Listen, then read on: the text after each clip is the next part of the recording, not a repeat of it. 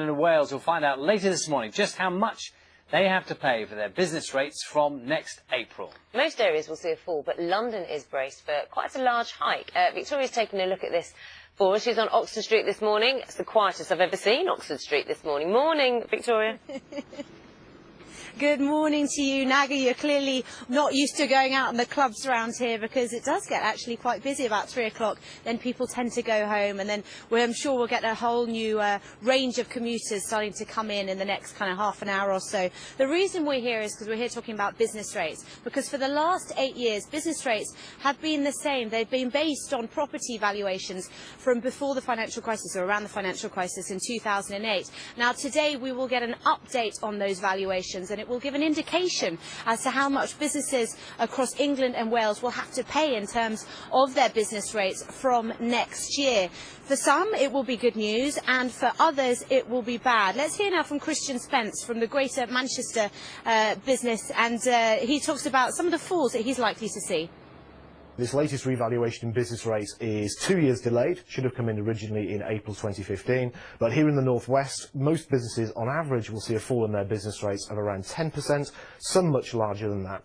That's going to be a big shot in the arm for businesses who have been paying very high business rates for a very long time. So that was Christian Spence from the Greater Manchester Chamber of Commerce. I apologise.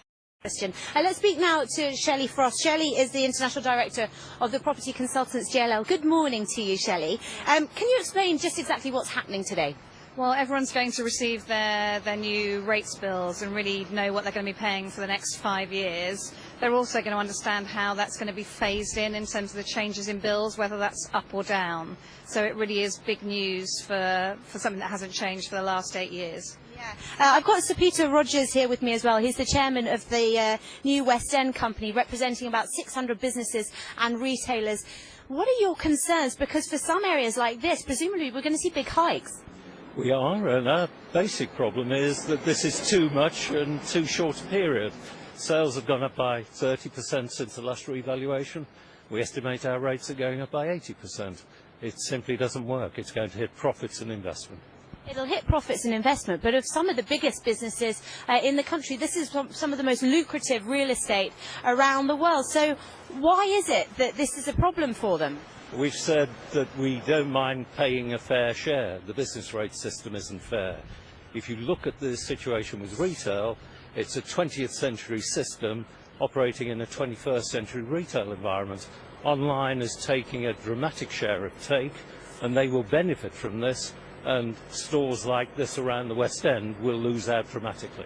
What exactly do you mean by that? By online will not be paying this rates, but people with physical premises will? Online retailers occupy premises, but they will not be hit by these sort of increases. If they operate outside London, their rates will go down. And ultimately, we compete in the same market for goods, so our ability to pass on these increases is very limited. Now, it's worth mentioning that lots of the retailers, of course, in London have stores right across the rest of the country, and that means that even if they're paying higher rents here, it means that there might potentially be less investment going on in their stores across the rest of the country. So it's not quite as straightforward, is it? Is that the north is going to win out of this and the south is going to lose? It's not. I mean, there's a really mixed bag, and of course it's not only retailers that are affected, it's also office and industrial occupiers. So really it's each individual building that's affected with that change in values. So it really is going to be a mixed bag today in terms of messages. But overall, we're not expecting the revenue gained from councils from this to change. So what is the issue? This is just a redistribution of wealth, no? It is slightly, and of course also who's going to be in charge of those rates and be able to look after them in terms of local authorities will be mixed. So we will find a real sort of change in balance between London and the South East having bills going up and outside that area generally bills coming down. But the overall UK revenue will stay the same, you're right. Okay. Shelley and Sir Peter Rogers, thank you very much for your time. We're going to be here all day talking about what this means for businesses, who might be some of the winners, who might be some of the losers, how customers also might be affected, whether or not we will see some price rises, some increases as a result of these bigger bills. It is the third biggest bill that businesses have to face at the moment, behind salaries and rent, and one of the highest in the developed world, and also, of course, a very unpopular tax. So plenty more coming up a little later on. See you soon. See you soon, Victoria. Thanks very much. 6:52 the time now. Tablet computers, sounds triggered by